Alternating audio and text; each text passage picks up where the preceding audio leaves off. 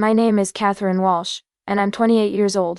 What happened when the lawyer called my parents' house last Tuesday is something that shattered their world and rebuilt mine in the span of a single phone conversation. Picture this.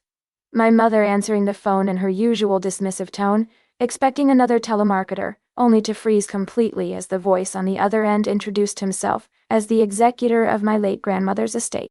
The same parents who had spent the previous week telling me I was too useless to deserve any family inheritance were about to discover that their disappointment daughter had just become the sole beneficiary of a $3.40 million estate. But here's what made that phone call even more devastating for them. They weren't just learning about my unexpected inheritance. They were discovering that the grandmother they'd prevented me from visiting for the past 3 years had been secretly in contact with me the entire time, watching me build a life they'd never bothered to understand, and ultimately chosen. To leave everything to the granddaughter they'd dismissed as worthless. Before we dive into this story, please take a moment to like and subscribe, but only if you genuinely enjoy stories about family judgment backfiring spectacularly. Where are you watching from? Drop your location in the comments below. I love connecting with people who understand that sometimes the people who see us most clearly aren't the ones living under the same roof. Let me take you back to the family dinner that started this whole revelation exactly 9 days before the lawyer's life-changing phone call.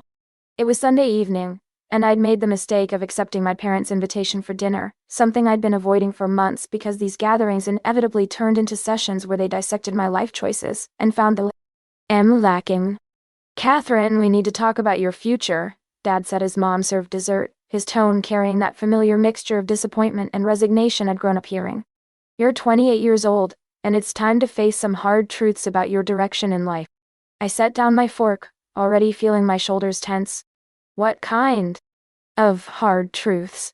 "The kind that responsible parents have to share with their children," Mom interjected, settling into her chair with the satisfied expression she got when she was about to deliver what she considered necessary criticism. "Catherine, we love you, but we can't keep pretending that your choices are working out." "What choices specifically?" "All of them," Dad said bluntly. "Your career, your living situation, your financial management, your social life. Everything about how you're approaching adulthood is problematic." I looked around their perfectly appointed dining room, the antique furniture, the expensive artwork, the crystal chandelier that had been a wedding gift from my grandmother.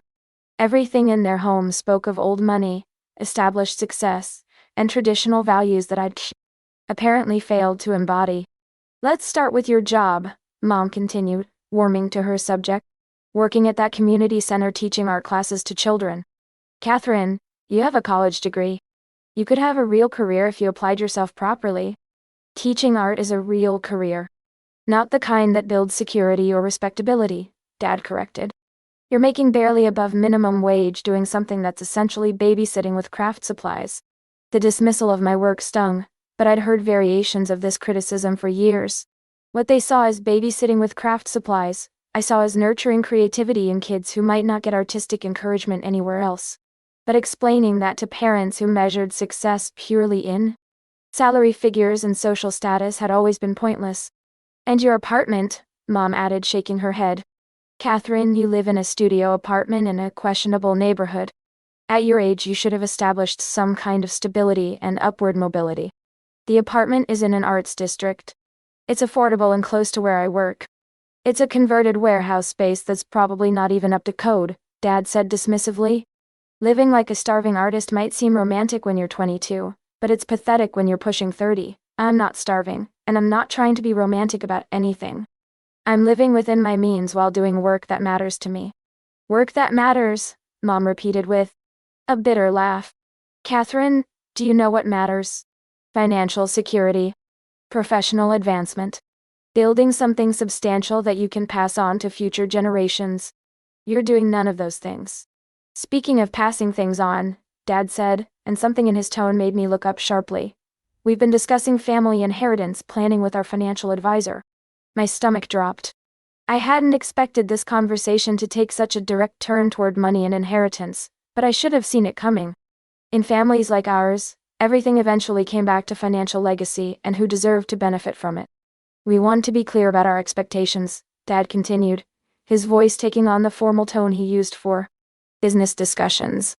"Inheritance isn't automatic. It's something that's earned through responsible life choices and family contribution. What does that mean exactly? It means that people who make poor decisions and refuse to build stable, respectable lives don't get rewarded with famil. Why money? Mom said bluntly. We're not going to subsidize irresponsibility or enable further bad choices. The implication was crystal clear, but Dad spelled it out anyway. Catherine, unless you make significant changes to how you approach your career and your life, you won't be inheriting anything from us. We've decided to leave everything to your cousin Michael instead.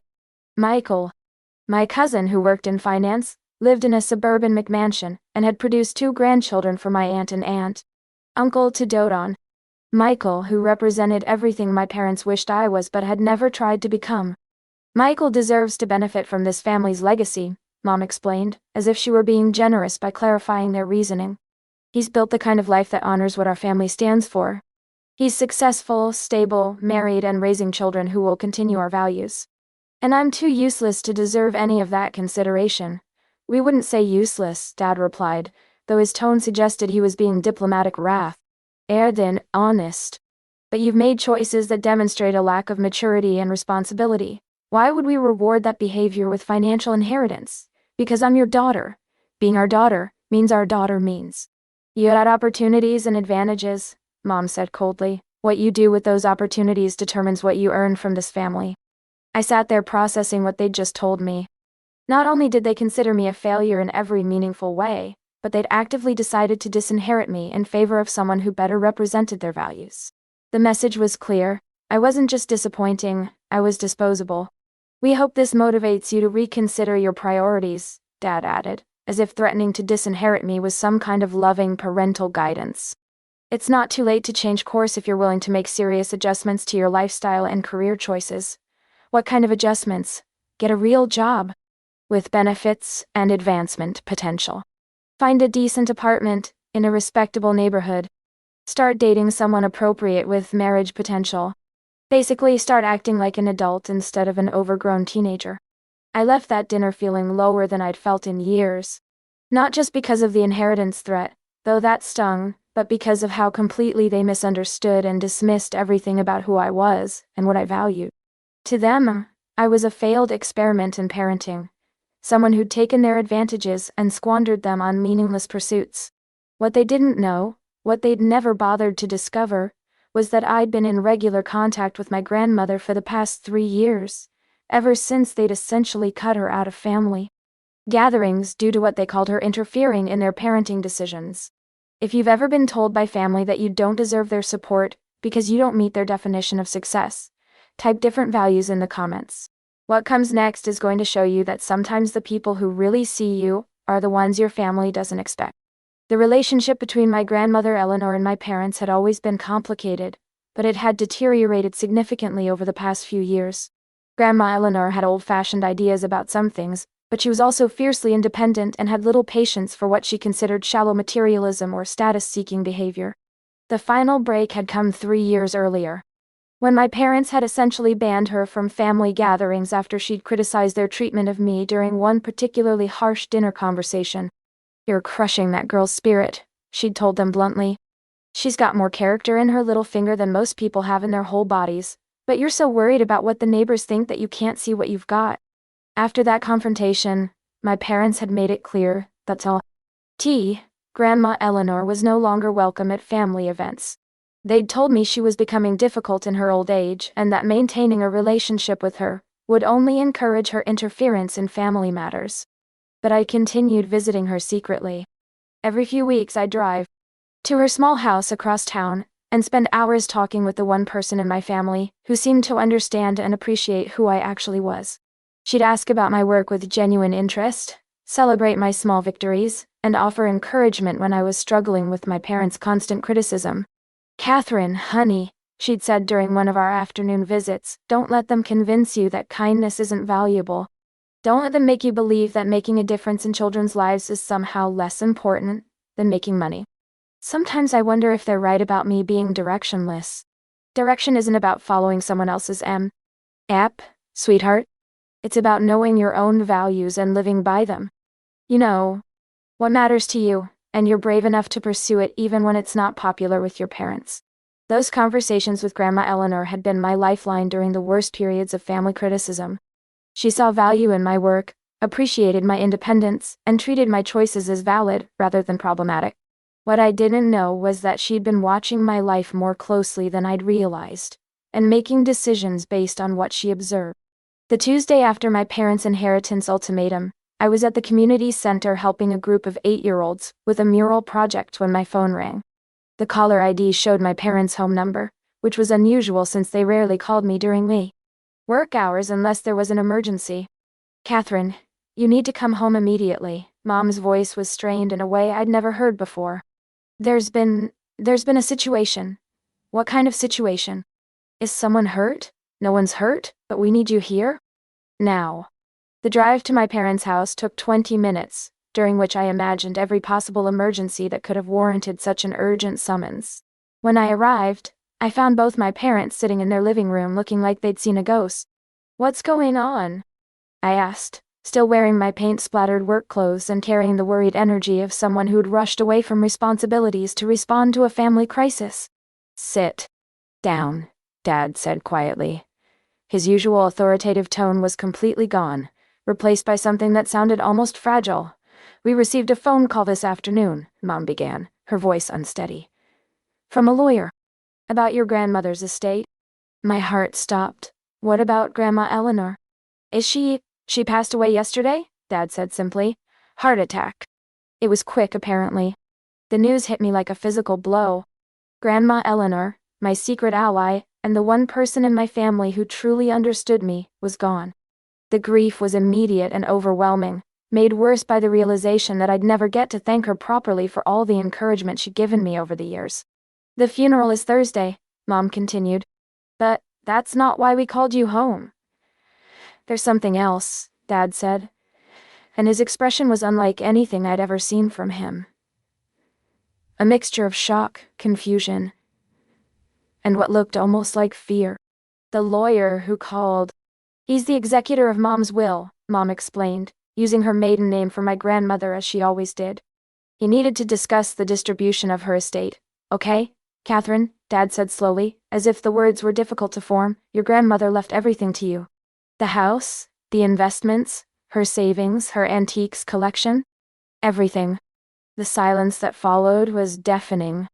I stared at my parents, trying to process what they'd just told me while dealing with the fresh grief of losing the person who'd been my strongest supporter.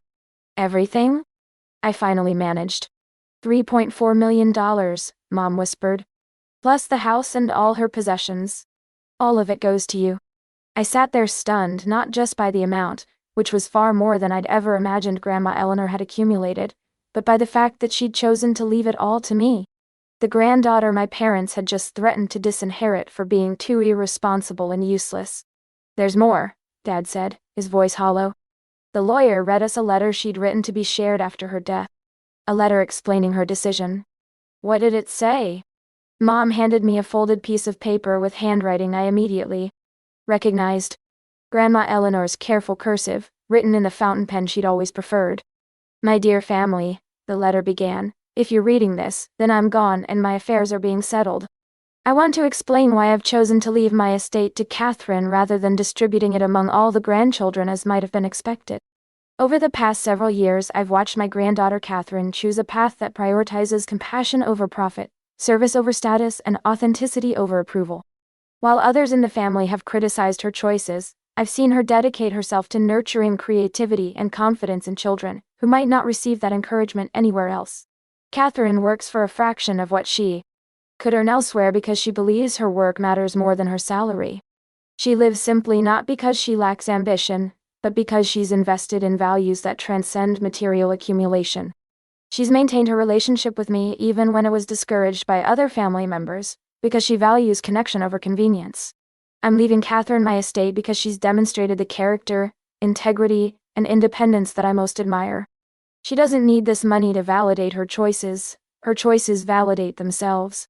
But I hope this inheritance will give her the freedom to continue making a difference in the world, without worrying about the financial pressures that often force people to abandon their principles. To my son and daughter-in-law, I love you, But I've been disappointed by your inability to see Catherine's worth beyond conventional markers of success. You've focused so much on what she doesn't have that you failed to appreciate what she does have. A generous heart, unwavering principles, and the courage to live authentically even when it's difficult. Catherine, darling, don't let anyone convince you that your path is wrong. You're exactly who you should be, and this money is my way of ensuring you can continue being that person without compromise. With all my love and faith in your future, Grandmother Eleanor. I read the letter twice, tears streaming down my face, tears of grief for losing her, tears of gratitude for her belief in me, and tears of validation for years of feeling misunderstood and undervalued by my own family.